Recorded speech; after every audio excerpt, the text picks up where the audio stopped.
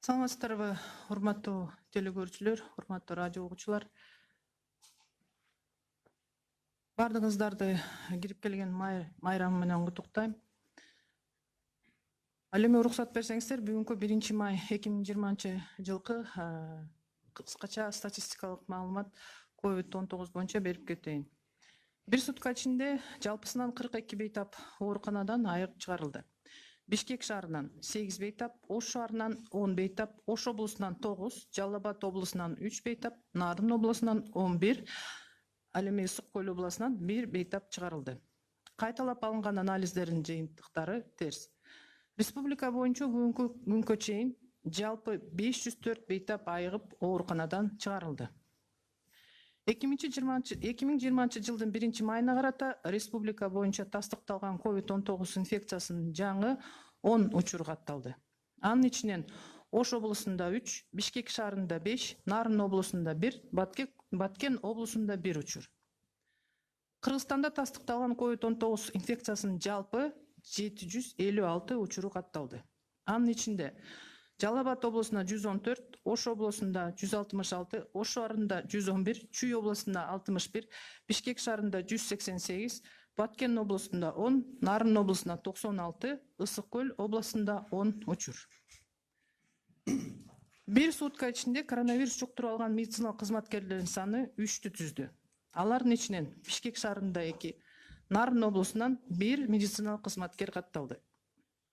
Жалпысынан республика боюнча ковид диагнозу менен медициналык кызматкерлер арасында 198 учур катталды. Алардын ичинен бүгүнкү күнү 114 медициналык кызматкерлер ооруканадан айыгып чыкты.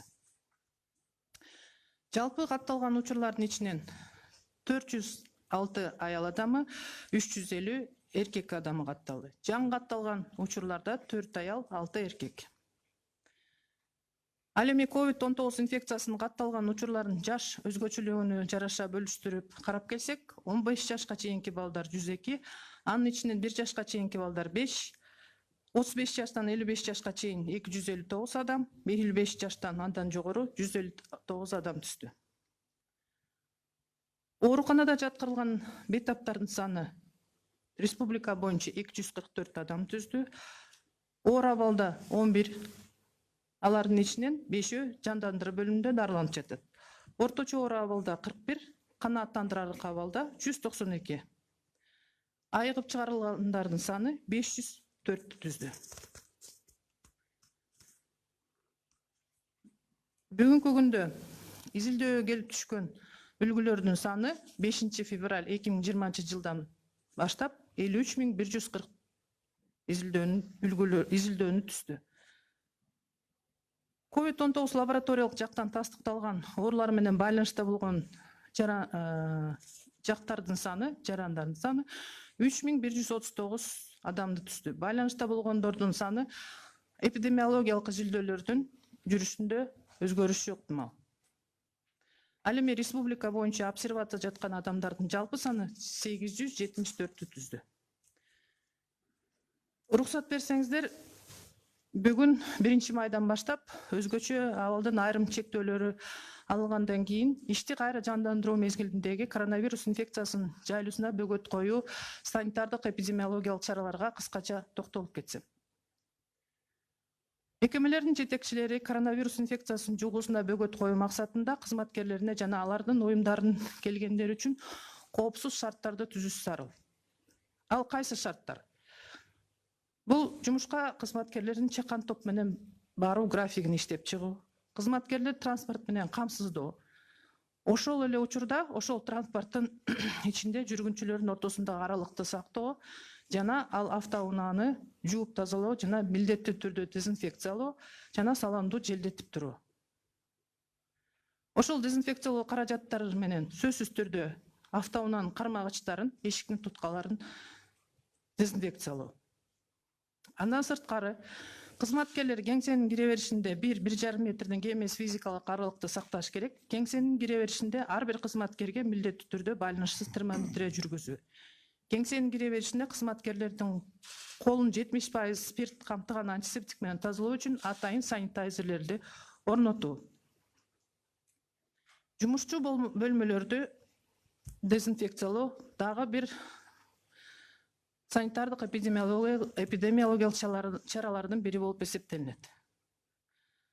Сөзсүз түрдө буюмдардын беттерин, бул кеңсе шаймандары болобу же орг техника болобу ар бир 2-3 саатта ошондой эле келгендерди кардарыларды кабыл алган сайын дезинфекциялоочу каражаттар менен тазалоону камсыздоо.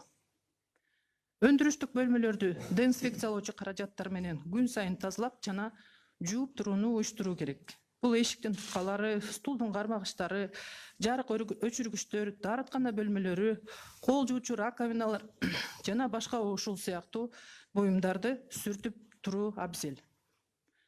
Бөлмөнү ар бир 15 мүнөт сайын желдетип туруу.